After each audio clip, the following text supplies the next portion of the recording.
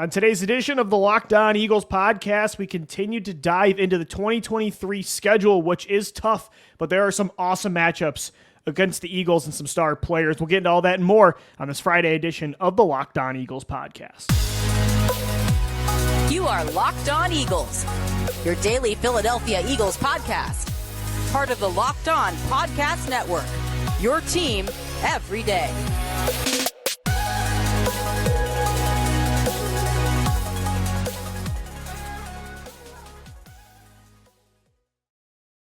Thank you so much for making Locked On Eagles your first listen each and every day. Shout out to the everydayers Monday through Friday all throughout the year for tuning in to your only daily Philadelphia Eagles podcast, part of the Locked On Podcast Network, your team every day. I'm Louis DiBiase, joined as always by my co-host Gino Camilleri. We're going to continue to dive into takeaways from the Eagles 2023 schedule, which came out yesterday. You can find our initial takeaways on YouTube and all podcast platforms that you listen to the show.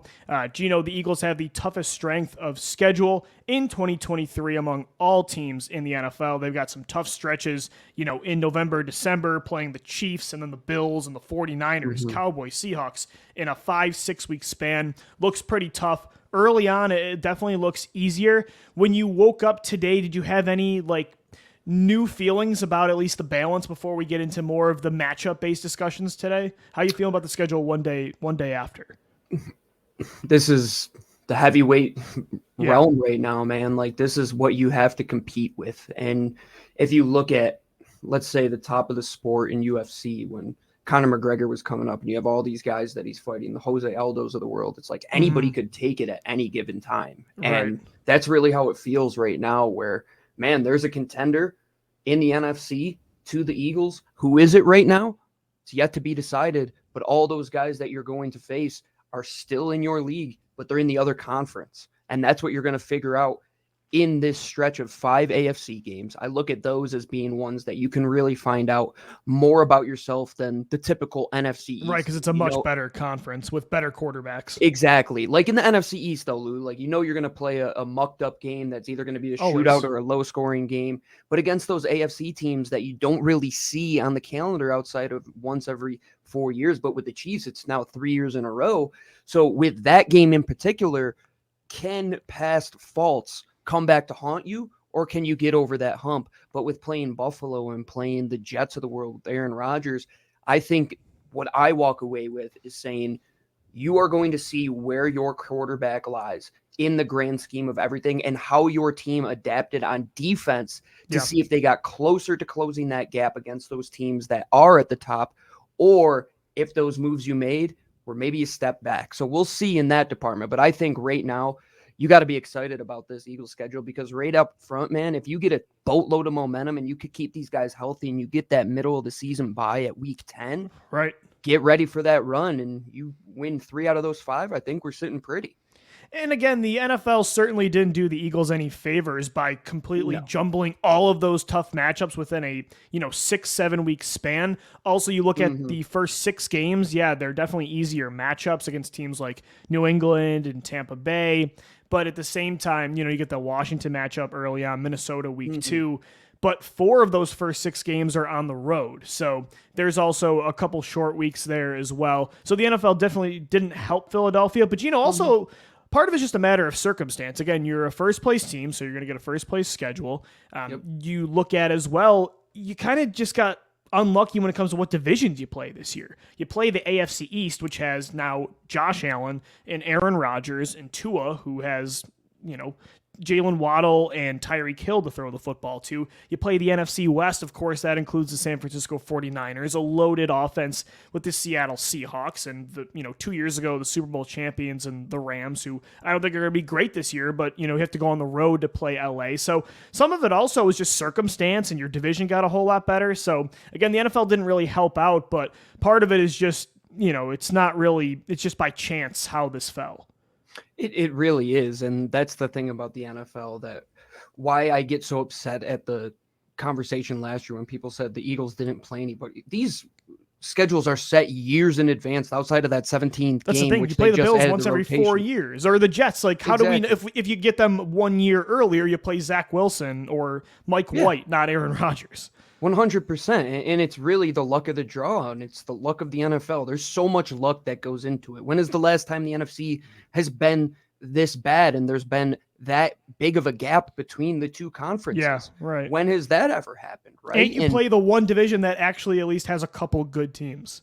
Yeah, and you can make the conversation that the NFC West has two teams that are going to be right there competing with you. So if you can handle them, you're sitting pretty. And there's not another division that has that in this conference. No, exactly, Lou. And then you look at the AFC East, you're getting the test against arguably the best division in the AFC outside of the AFC West, which you can make the conversation for. I mean, you could really make the conversation East is deeper, Gino, because I look do at too. The Jets, Dolphins. I mean, the Bills are at the top, but you look at the Chiefs, but you look at the Jets, the Dolphins, and the Patriots. I think that's a better trio than what the Raiders could do this year and the Broncos. Like, yeah, you got the Chargers, but I don't know what the Raiders and the Broncos are going to be. Bingo. And with the NFC North as well, we know that Baltimore is going to be tough. We know that Cincinnati's going to be tough. But what does Cleveland ultimately become? Right. What does Pittsburgh take that step from Kenny Pickett year 1 to year 2? The AFC East and playing the Kansas City Chiefs, that's the best representation of elite talent that you are going to go against. And this is how you figure out if you can play with those guys. And you want to know early on, Lou, like maybe what the ultimate fault of the Eagles was not getting that test to where they were tested on defense to where, hey, this is the ultimate wake-up sign that if we don't fix this down the road, things can come back to bite us. Although 2021 should have been your first clue, and every time 100%. I'm not going to give Jonathan Gannon any credit at all. Right. But with Sean Desai, who seems like he's very well respected in the league, and he seems like he ultimately is bought in already from his press conference that he had that was great just a couple days ago, and he really seems to get that they are going to have to adapt to beat the best. So in that week 11 through week 15, Lou, you're going to see a good opponent. What if they take away one of your strengths and show your weaknesses? Oh, then you're going to have to adapt the next week. Well, then the next team is going to plan against you. And it's ultimately going to iron sharpens iron type of thing where you are going to find out where you're strong, where you're weak, and you're going to have to adapt down the stretch, because after that, it's about 4 games where they're winnable. And it ultimately could come down to you getting the 1 seed and get on a stretch going into the playoffs. So I really enjoy this schedule, to be honest with you.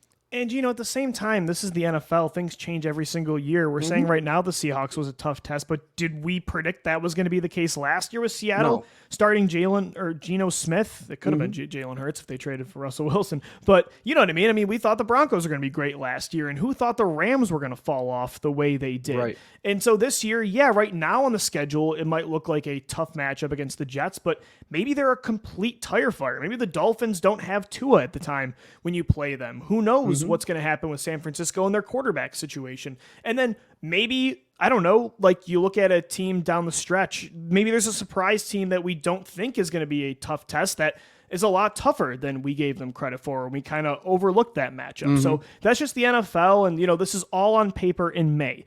Who thought the team we cover, the Philadelphia Eagles, were going to be the most complete team in football that would make the Super Bowl last year? We thought they would be a contender that was much improved, but that's the league. And so, on paper, it looks really difficult. The circumstances were just unlucky. The NFL didn't do you any favors with how they balanced this. But at the same time, they have the most complete roster still, I think, in the NFL. They're going to be a favorite in most of these games. We both predicted a 13-4 record yesterday on the show, and I'm still sticking with that. I'm still feeling pretty confident in this team. And there's a lot of great storylines. We're going to get into those, Gino, coming up next. Some really interesting matchups to look at, player versus player. That's all that and more on this Friday edition of the Locked On Eagles podcast. And guys, today's show is sponsored by Built Bar. Looking for a delicious snack but don't want all the sugar and calories? Then you need the best tasting protein bar, Built Bar. You got to try these if you're like me and you want to make healthier snack choices, but you don't want to compromise on taste.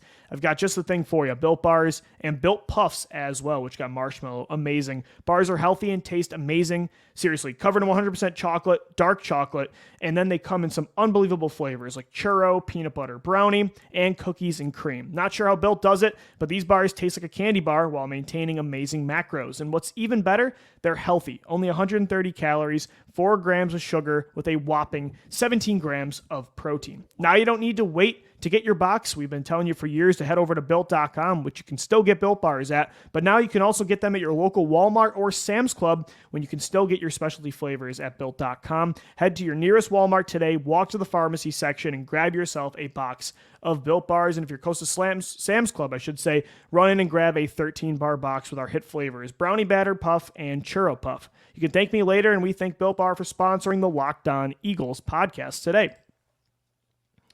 All right, Eagles fans, we're continuing on this Friday edition of the Locked On Eagles podcast. Shout out to the Everydayers for making us your first listen of the day, Monday through Friday. We're continuing to dive into and dissect this Eagles 2023 schedule.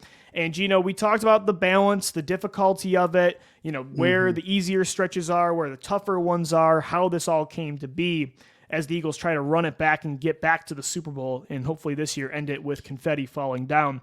And there are some awesome matchups, dude. That's the thing is, it's tough, but I think it's fun that they get to play the Chiefs in Arrowhead on primetime this year. The fact that you're playing the Buffalo Bills and the San Francisco 49ers, you get a primetime game against Tua and the Dolphins and Jalen Waddle. I think there's a lot of cool storylines. So, yeah, are they tough matchups? For sure, but I don't know, man. I watch college football a lot, and it's different when it's your team and you want to win, but it's just always so uninteresting when Alabama for 3 weeks in a row plays the Citadel and then Western Kentucky so I'm not saying I want the Eagles to play juggernauts every week, but there are definitely some cool storylines that add into it. I have to agree 100%, Lou, and you ended the last segment by talking about, this isn't fair to the Eagles. The NFL didn't do them any favors. Well, let's play a little game here. We're going to play what stretch would you rather have? Okay. This is the Buffalo Bills schedule from week 12 to week 18. Week 12, or let's actually start with week 11. Yeah. Week 11 against the Jets. Week 12 at the Eagles. Then they have a bye week, week 13. Then they go to Arrowhead. Then they play at home against the Cowboys. They have to go to Arrowhead every year. Yeah, then they have to go on the road to play the Chargers. Then they're back at home to play the Patriots, and then they end the season at Miami. Would you rather have that stretch against what the Eagles have? And most of those games are on the road.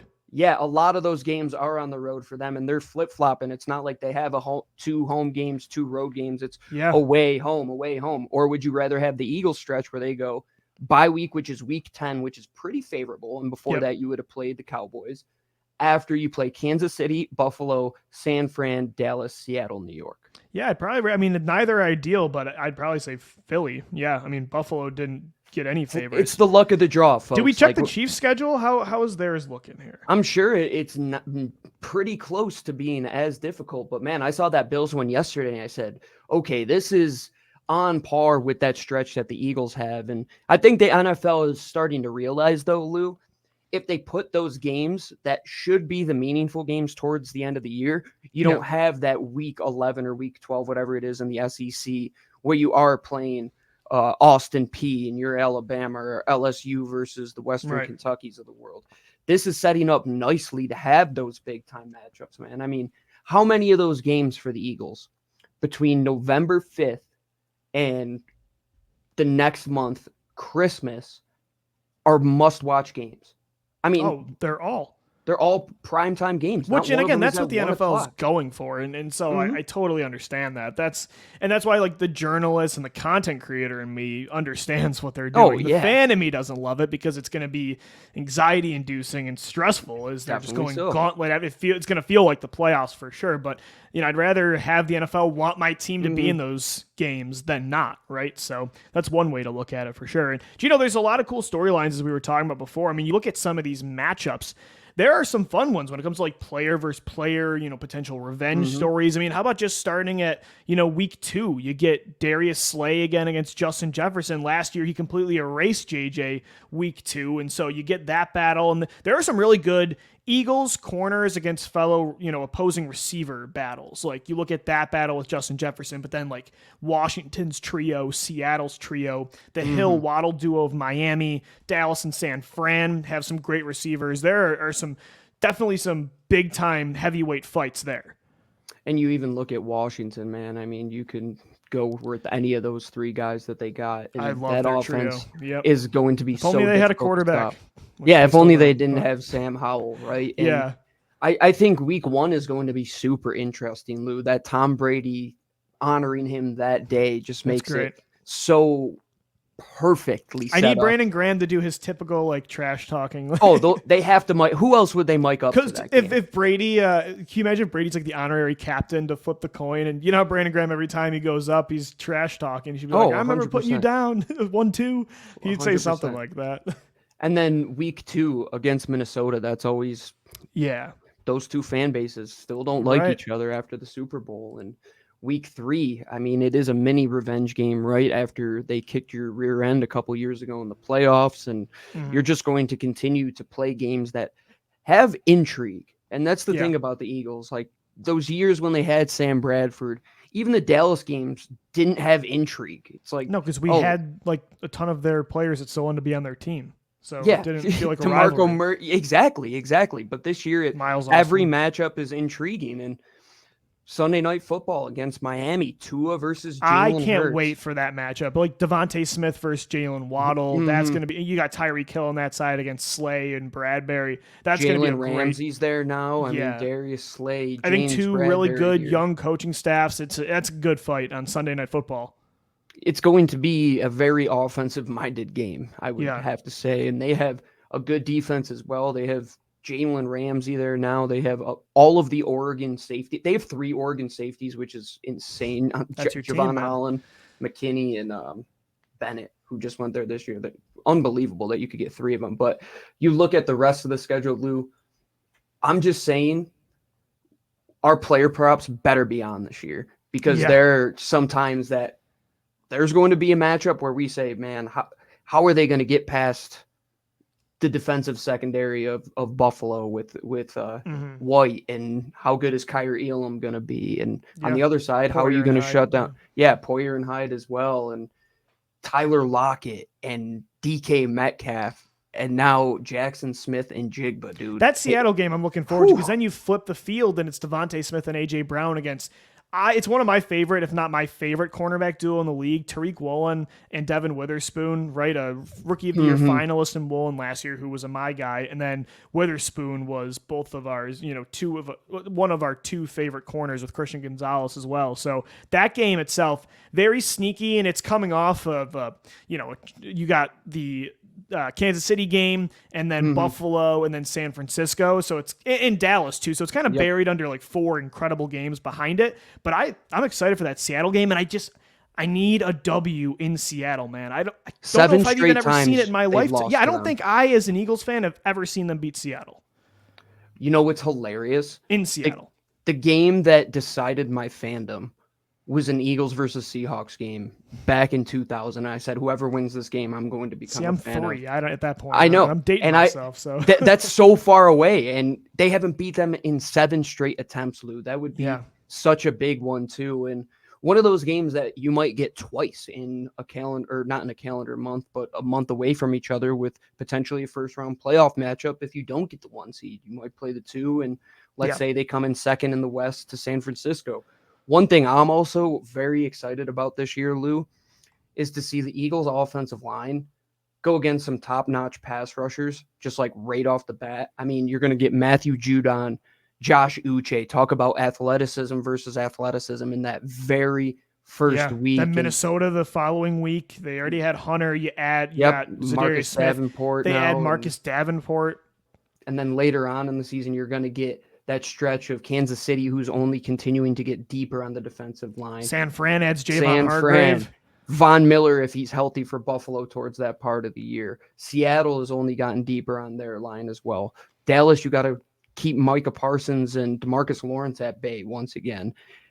New York, the Giants. I mean, it's not easy, Lou. These games aren't going to be easy, but it's going to be won and lost in the department where you should win these games, in the trenches, using your corners to shut down opposing wide receivers. Like, let's say you come out week 2 and Darius Slay replicates exactly what he did last year. You got to be feeling good about your situation. You're able to keep a couple of those teams at bay, where in those games where Jonathan Gannon couldn't get it done when it came to stopping those quarterbacks that he should have, and Sean Desai shows you, okay, this is how we're going to win football games, you're going to set yourself up for success. So get started early on, win those games you should, and then down the road when you're playing those individual matchups, which are going to be which stars shine brighter, those guys should be ready to go. The car should be tweaked and tuned and ready to roll.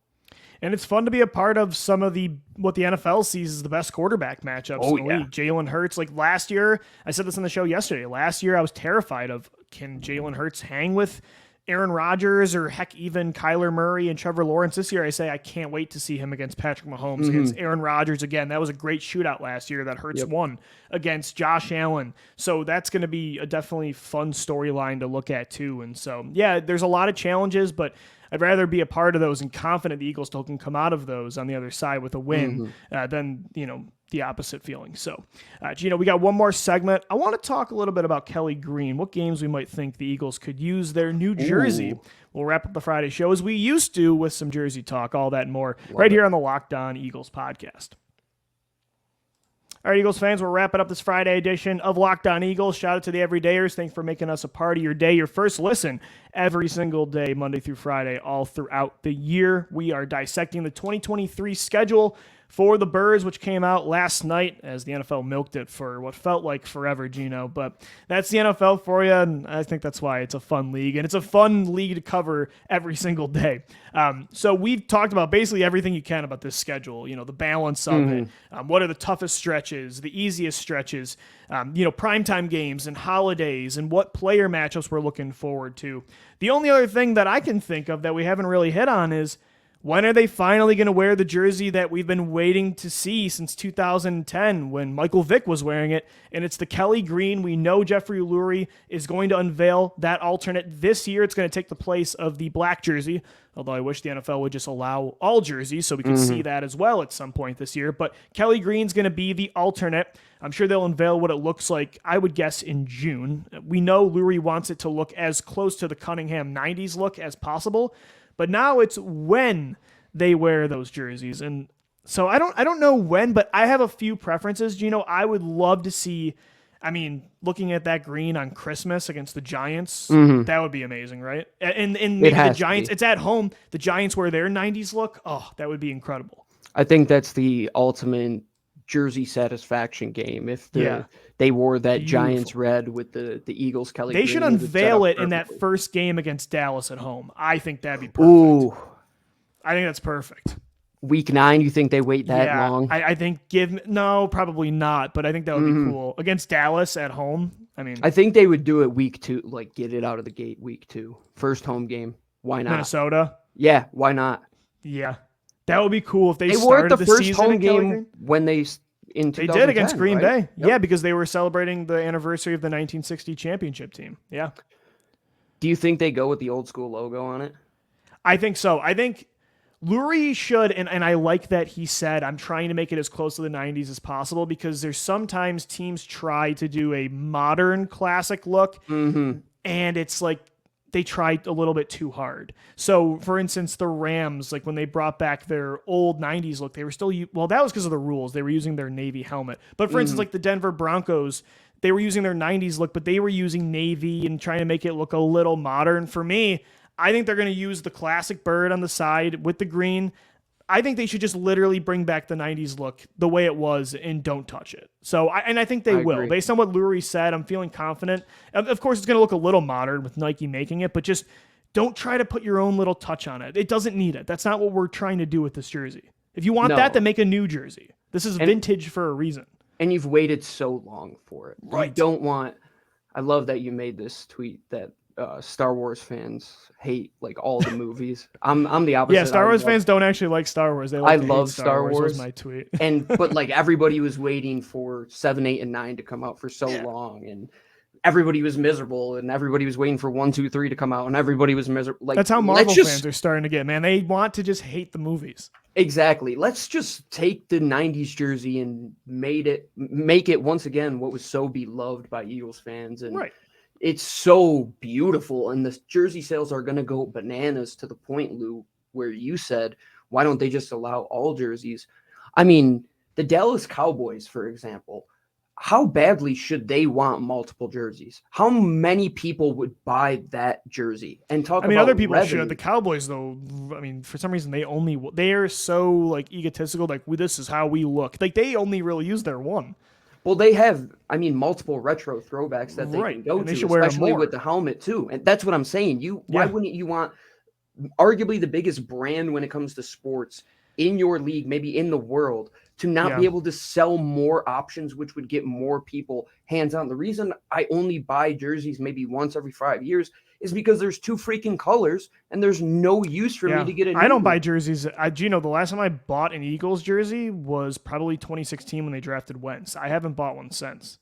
I think I have Wentz, Ertz, and Cox, which I got all around the same time. And I was able to get a white, a green, and a black one. But now with the Kelly Green, you're thinking, everybody's going to grab a Jalen Hurts, right? Give me a DeAndre Swift #0 and Kelly Green. The kid how from Philly. How many people in Buffalo would buy a 17 Josh Allen old school throwback, man? Well, and that's what I'm saying. The NFL, and that's, people probably are wondering why I bring up Buffalo. That's where I grew up, and Gino's from Western New York as well. So the NHL, the NHL does a really good job where, and the Sabres did this. They brought back just their old red and black jersey, and they didn't touch it. Like, they just literally brought it back from what we remember in the 90s, and it sold like crazy. And so that's my thing is, the NFL teams that are going to bring back vintage, like the Buccaneers, do not touch your creamsicle. Like, just use it the way it was. Oh, yeah. The Rams, if you're going to bring those back.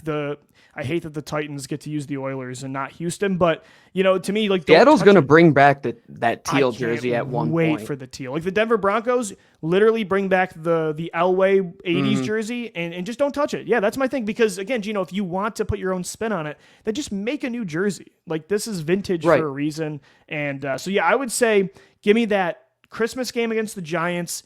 You were saying probably, and I think it would be cool to start the season against Minnesota in it. I would love that first game against Dallas, or maybe one of those games against Buffalo or San Fran at home. I think it'd be cool to wear them against the 49ers. That'd be pretty cool.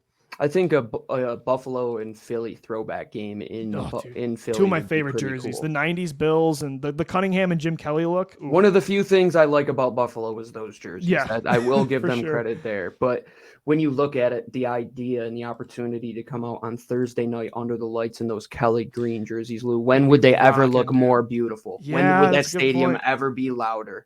With Jalen Hurts, the defending NFC champ, man. And one thing that I think should happen is the Premier League model for jerseys, or kits as they call them, where they just slightly change them every year. Yeah. And why not? I think that is the option. You bring back the Kelly Green, but then you kind of change the midnight green a little bit every single year.